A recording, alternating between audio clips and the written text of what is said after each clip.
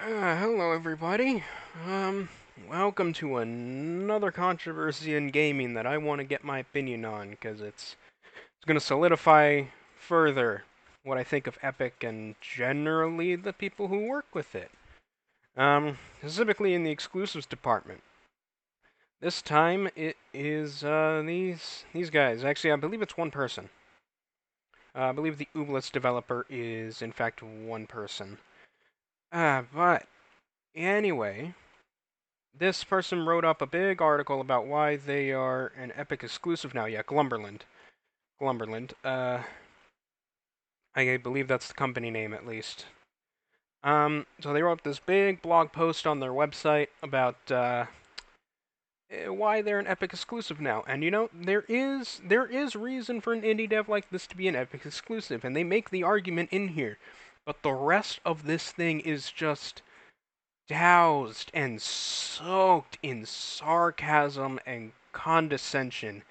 It is just condescending language. It is infuriating to a lot of people, and I can see why. It's just another example of money going straight to someone's head and them completely forgetting about their reality. So yeah, I'm gonna go over this.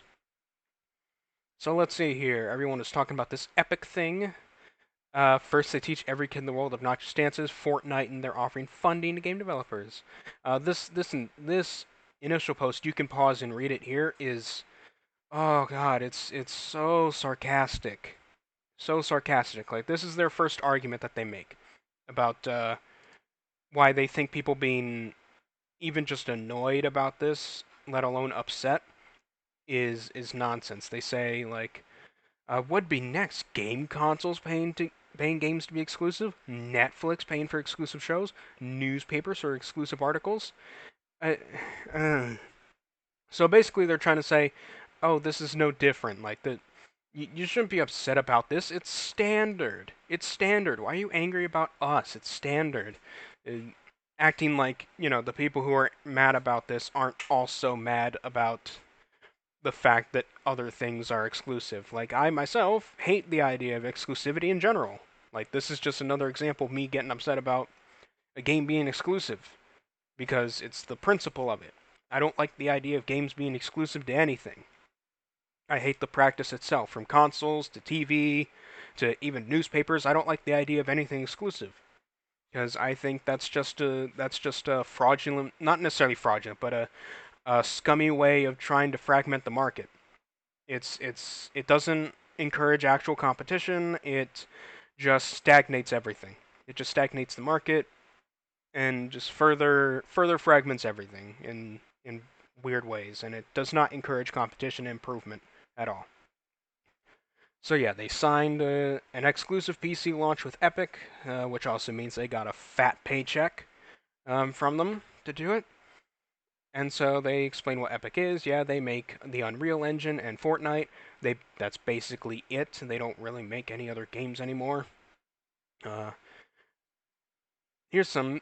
EGS is a PC game distribution platform like Steam, Origin, itch.io, and GOG. In theory, yes. In practice, hell no. They are not at all similar to Steam or Origin or itch.io or GOG.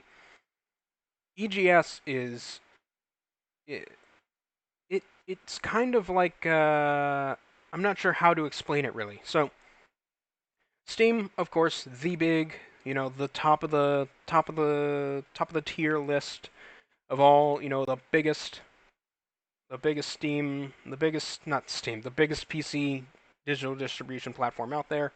Everyone knows what Steam is. Origin, EA's distribution platform. The only games that appear on Origin are ones that EA has a hand in. Basically, they're all EA published games. Battlefront, all the Star Wars Battlefront games, the FIFA's games, Apex Legends, all that stuff. It's EA's exclusive platform, right? They're not being a standard distribution platform. Itch.io is even more freer in what you can put up there than Steam. Steam is a more standardized marketplace, right? Oh, hi, dog. Steam is a standardized marketplace. Origin's EA exclusive. Itch.io is like sort of a demo area. You pay for like slightly smaller games than most. It's where you generally go if you want to put up your more experimental or your newer games, that sort of thing, you know. And GOG is a highly curated list of DRM free games by CD Projekt. That's that's the difference. EGS has no real pattern to it other than we have digital PC games. Buy it. Also Fortnite. I believe everything has to go through Epic's approval system to be put up on EGS, unlike Steam, itch.io, and GOG. I believe actually no, I think GOG. I think you have to make a deal with these guys with CD Projekt to get put up on GOG. I think I'm not sure, but itch.io's free. Origin is again EA exclusive, so not at all very comparable considering Epic. The EGS store is basically trying to be Steam but also Origin and GOG, but it's failing at all of it by bad and greedy uh, business practices. So this part is where the sarcasm starts to happen. Epic paying for PC exclusives has become the latest gamers TM have gotten angry about. I think you can see how they view their customer base now. Gamers TM. You don't say that kind of thing without lacing it with sarcasm. So yeah, Ooblets will be launching on EGS. That's the exclusivity bit. Still be launching on Xbox One. Yeah, see, they got cash up front for the deal.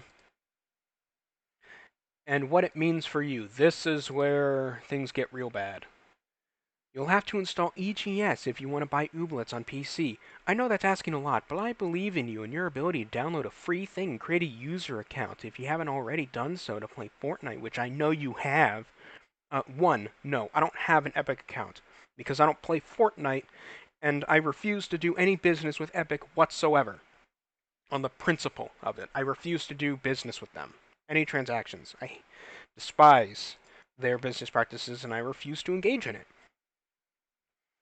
Now, here's what it says.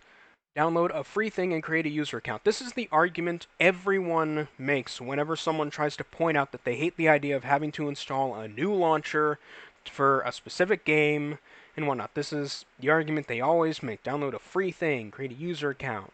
Oh, it's not the same as having to buy a whole new console. The fact that programs, the more launchers I have to install, the more junk I have to fill my PC with that I will never interact with in unless it's the rarest occasion. Right? That's the issue here. I don't want to fill my PC with a bunch of junk that I'll never use. I only want the stuff installed that I know I will use frequently. So I don't want to have to install another launcher just for one game that I maybe feel like trying out. You know, that's where the nonsense is. And also creating a user account, companies will do a ton of stuff with the user accounts that are insane, and I know Epic does this as well. They'll send you constant newsletters. Sometimes, I believe in Epic's case, they will try to keep doing transactions with you as long as possible until you delete your account. I believe someone had an issue where they were trying to delete their account, and Epic was requiring that they give as much info as humanly possible, even though including stuff like what payment info they've been using, and they had no idea what payment info they were using, and they didn't know the password and stuff like that. And Epic refused to do anything, but was still taking out like $9.99 transactions, despite that fact. So that's the other problem. This is a ridiculous argument that shows you have no idea how the PC market actually works. So this is the genuine part. This is the genuine part. All right. Why do we do this? So let's see here. Where does it say? So basically, their reasoning is that they have a guarantee on a certain. They not only get a paycheck from Epic themselves, but they have a guarantee on a certain number of sales of their game, which basically means that their game is guaranteed to not completely fail, right? Which means they'll be able to continue living on their own and all that, right? That's a genuine concern. Now, if you were just saying this, if you just had this in your blog post, just said, you know, we want to be able to keep the lights on and not have to live with our parents for the rest of our lives, you know, this is a once in a lifetime opportunity and everything, and we're trying to secure ourselves for the future of game development and all this stuff. That'd be fine. That'd be fine. But then you keep going. You keep going.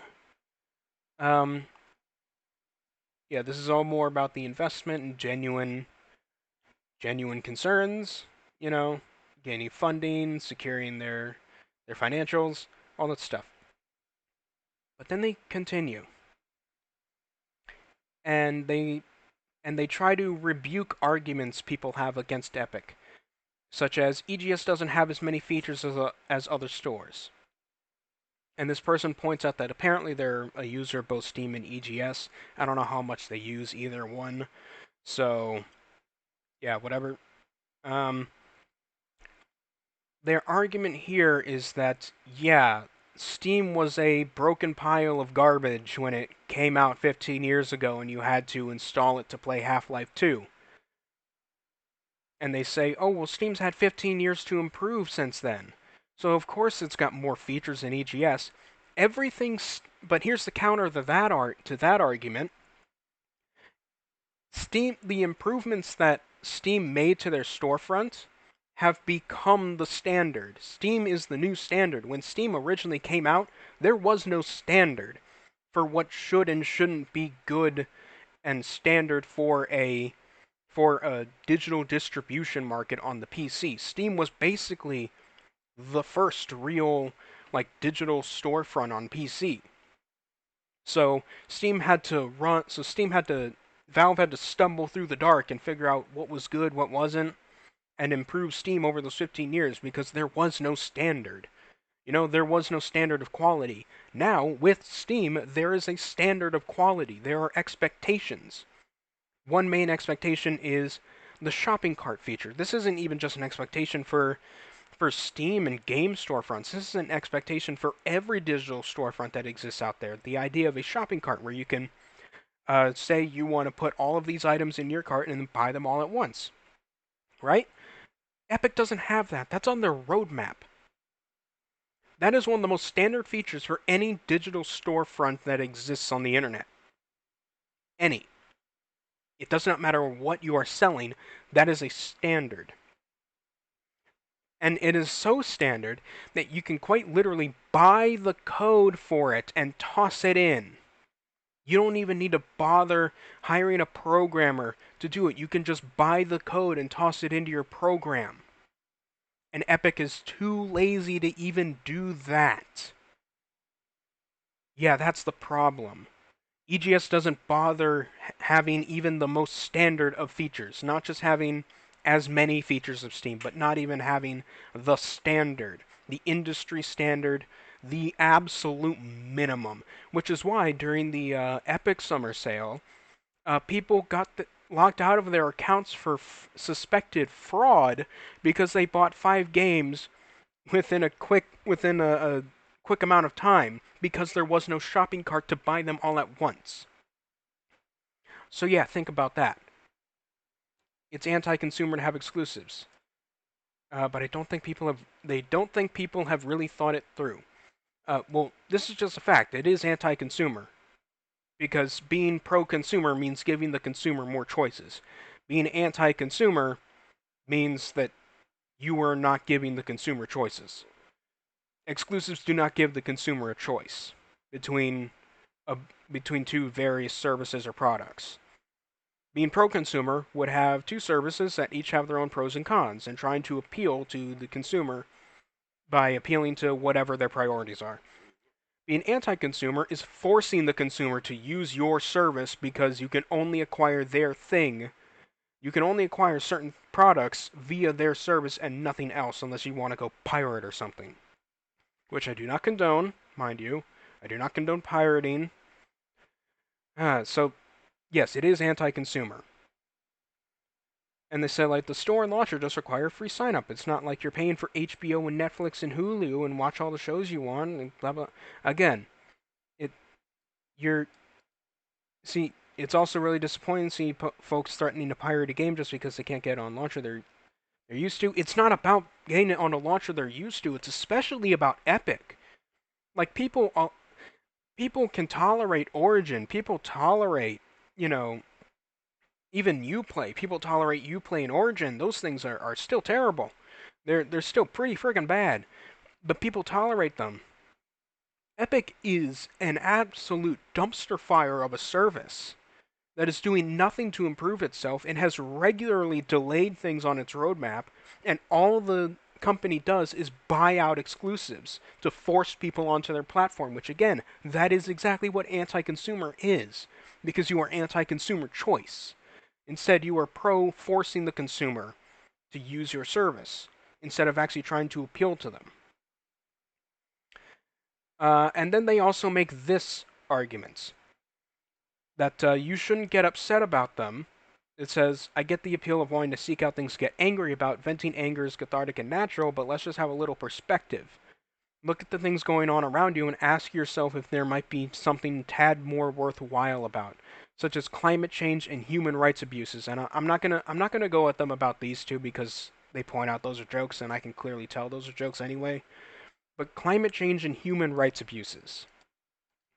So basically, they're saying, why are you bothering getting mad at us? Their climate change is a thing. People are abusing human rights in other countries. We're not talking about that. One, people can be angry about a lot of things. People can be upset about a lot of things by the principles of it, right? We're just getting vocally upset about this instant in the moment because this is the thing that just happened. So of course we're giving our upset opinions on it. We can be upset about many things. We can not like many things. We can have opinions on many things.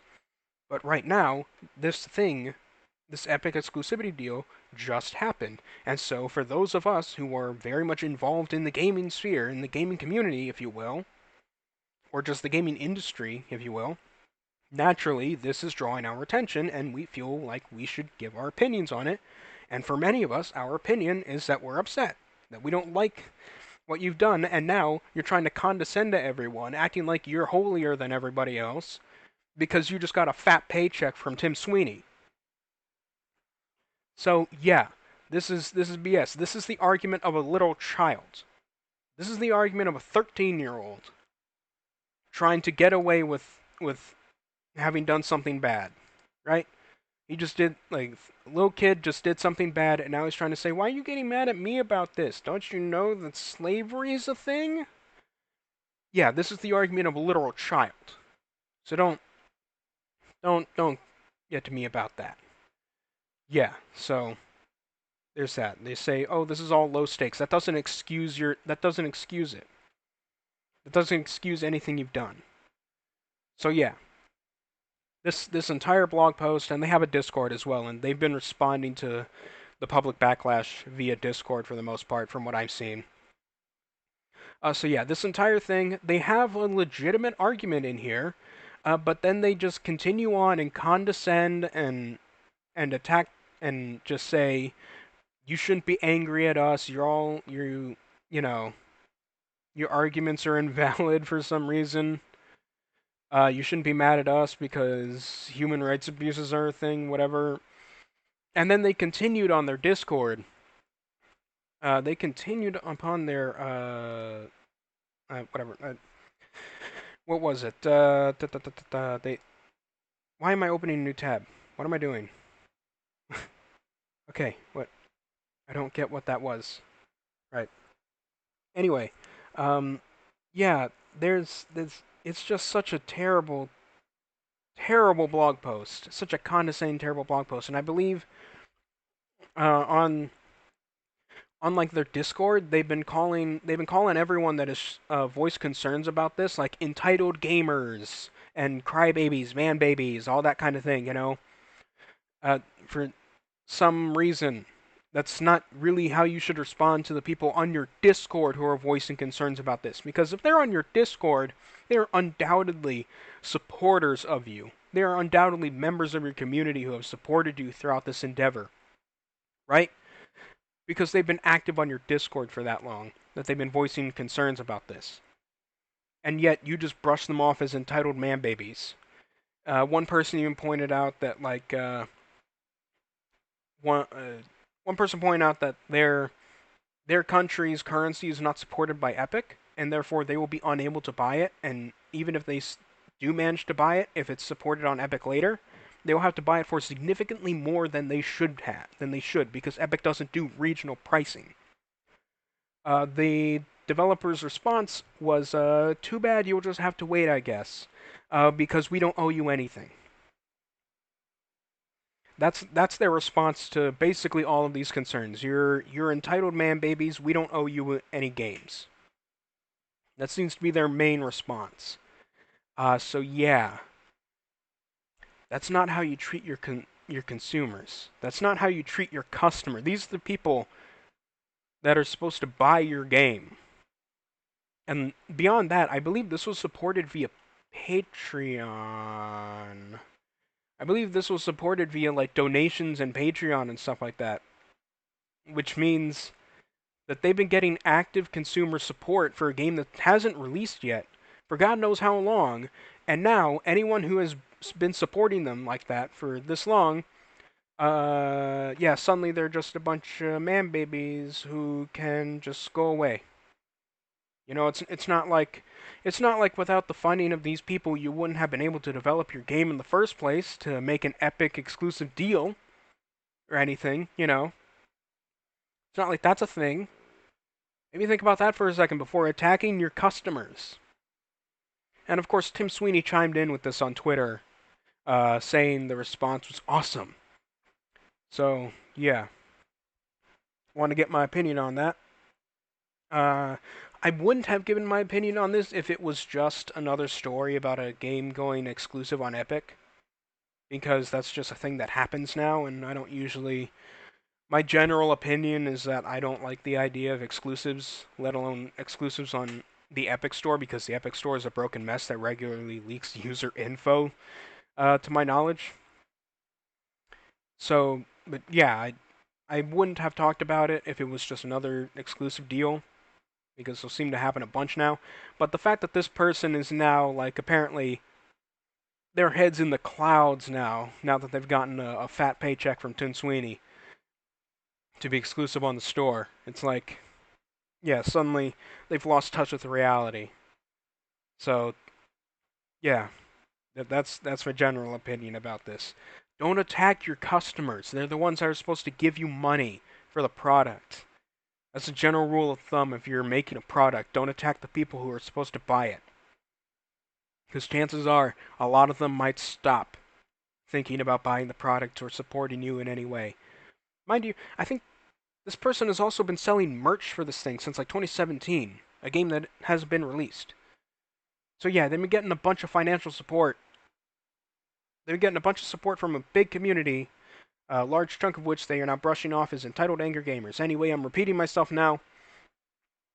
This has been my opinion on it. This has been the Rat Man. I'll see you all later. Yeah, goodbye.